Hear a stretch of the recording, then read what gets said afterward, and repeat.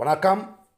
வாத்தியார் எம்ஜிஆர் என்ற நமது யூடியூப் சேனல் மூலமாக நான் உங்கள் வேல்முருகன். விடியா திமுக ஆட்சியில் துறை வாரியாக நடைபெற்ற ஊழல்கள், முறைகேடுகள் குறித்து பட்டியலை தயார் செய்து இன்று நமது கழகத்தின் பொதுச் செயலாளர், சட்டமன்றத்தின் எதிர்க்கட்சி தலைவர், மரியாதைக்குரிய எடப்பாடியார் அவர்கள் மேதகு ஆளுநர் அவர்களிடம் வழங்கியிருக்கின்றார்.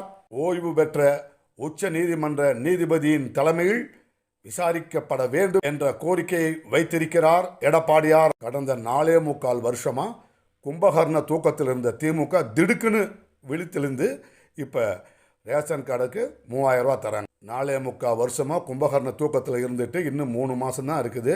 அதில் முழுசாக இன்னும் 2 மாதம் தான் இருக்குது.